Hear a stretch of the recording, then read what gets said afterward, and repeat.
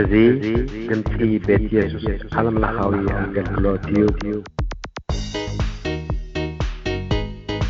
ሰላም ኣምላኽ ምስ ኩልኹም ይኹን።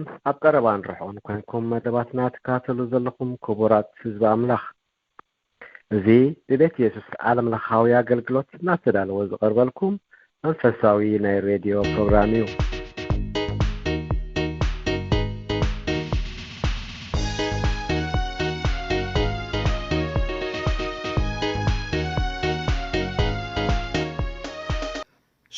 ሻሎም ህዝቢ ኣምላኽ፣ ሰላም ጎይታናን መድሓኒናን ኢየሱስ ክርስቶስ ምሳኻትኩም ይኹን። ሎሙን እቲ ዘይጓደል ፀጉኡን ምሕረቱን በዚሕልና ነዛ መዓልቲ ሰባት ክንከውን ዝፈቐደ ሕያው ዝኾነ እግዚኣብሔር ኣምላኽና ስብሓት ይኹኖ እናበልኩም ምሳኻትኩም ክግልገል ቀሪበ ዘለኹ ሓውኹም ኤፍሬም። ከምቲ ንፈልጦ ሎሚ መበል 21 ክፋል በፂሕና ኣለና ማለት እዩ። ኣርእስትና ከዓ መንግስተ ሰማይ ዝብል ክኸውን እዩ። ስለዚ ብሕፅር ዝበለ መገዲ እንታይ ማለት እዩ፣ መፅሓፍ ቅዱስና እንታይ ይብለና ብዛዕባ መንግስተ ሰማይ፣ ነዚ ዝድግፈና ጥቕስታት ከኣበይ ክንረክብ ዝብል ክንርኢና ናይ መጨረሻ ኣርእስትና ክኸውን እዩ ማለት እዩ። ነዚ ሒዝናዮ ዘለና መሰረታዊ ክርስትና ዝብል ትምህርቲ እግዚአብሔር ይመስገን። ኢየሱስ ክርስቶስ ጎይታ እዩ እምበር መንግስተ ሰማይ እንታይ ማለት እዩ? መንግስተ ሰማይ ኣስማት ሰማይ ሓደ መንግስቲ ኣምላኽ ማለት እዩ።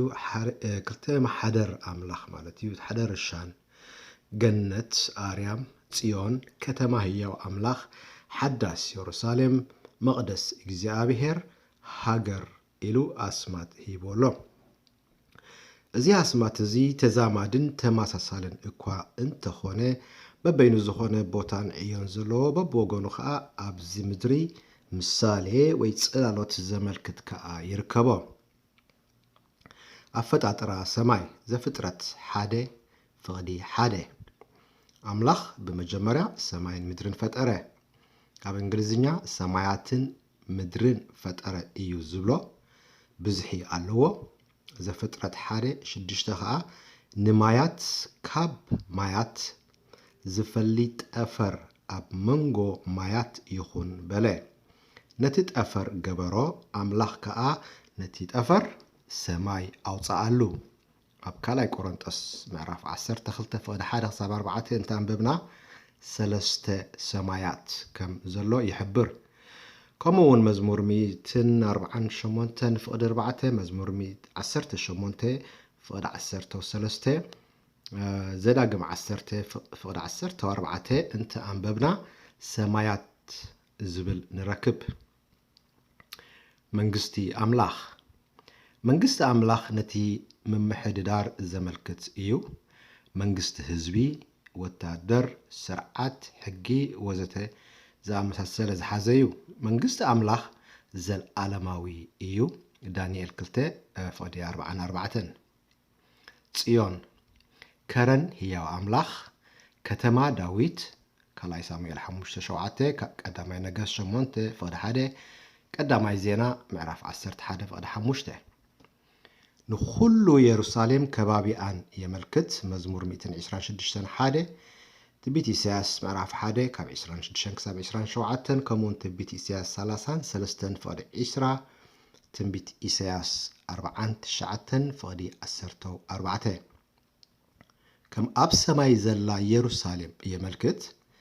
ትንቢት ኢሳያስ 10:4 ዕብራውያን 12:22 ከምኡውን ራእይ ምዕራፍ 10:4 ከም ህዝበይ ኢኻ ይብል ኣብ ኢሳያስ 51:16 ኣብ ካልኣይ ቆሮንጦስ 12:4 ሐዋርያ ጳውሎስ ብዛዕባ ገዛእ ርእሱ ዝተለማመደ ክዛረብ ከሎ ናብ ገነት ከም እተዘረፈ እሞ ሰብ ክዛረቦ ዘይተሰምዐ ዘይንገር ዘረባውን ከም ዝሰምዐ እፈልጥ እየ ይብል።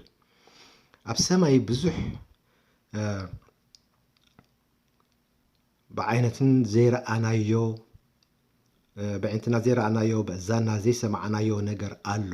ኣብ ዘጸአት 16:4 ካብ ሰማይ منا أزنبلهم مزمور 28 فقد 23 كساب 25 معصو السماي كأكفته منا أزنبلهم أخليل سمايون هابهم سب ناي ملائختي إنجيرا بلعي مزمور 105 فقد 4 برهني قوتات أمسئة بنجيرا سمايون أصقبهم قويتا بزعبا جزاء رأسو خزارب كله أبي يوحنا 6:31 كساب 35 كاب سماي زورد إنجيرا هيوت أنا يبل كفوت سماي كا يسوس كتأمأ كله ماتيوس 13:16 معاصو سماي عم مزمور 7 شمونتن إسران 3 مساخوتي سماي كالاي نجس شوعة خلته زفترة شوعة 11 كامو ملكياس 3 فادي 10 مرحوتات ويقول في منجست سماي بلا ماتيوس 10 كون ماتيوس 10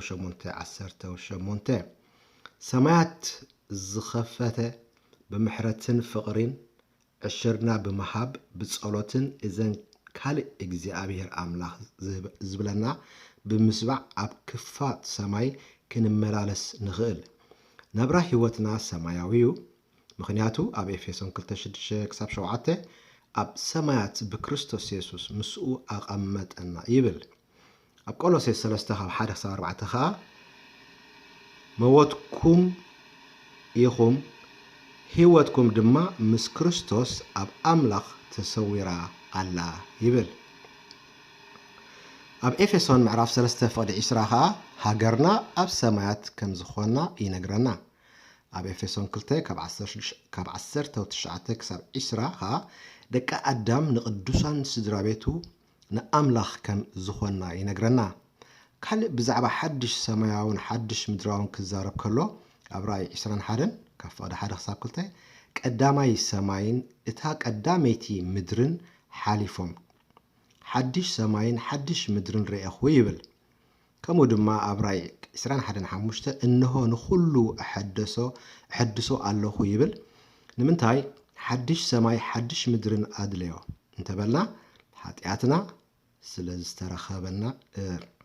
سلازتركبن إيو أبكالاي بيتروس 3 كابشومون تكسو 10 نحنا جن كمتي تسفاؤو تصدقي زنابرلو حدش سماعتن حدش مدرن نتصبه اللونا يبلنا ملكة حداس يرساليم كا أبراي إسران حادن تقالي سؤالو كمون معرف إسران كلتن بزح نقار استقلت أسلزلو كلتين معرفات مالت راي إسران حادن إسران كلتن انت أنببنايو بزح كحبرانا يخلا ين باركس منقست السماي زبلا رستي بحصر زبالة كمزي يمثل تسفى قبر لن أصنين تقصتات بزح كمزي دقفانا تتمالا لسنان نحران بيبنين زيابيهر أب تتصبح حدشو قالون حدشو نحن دي تقلت سألنا أب تتصبح قلت سألنا جيتا يسوس عزيزو يبارككم سلامك تتالكم تباركوا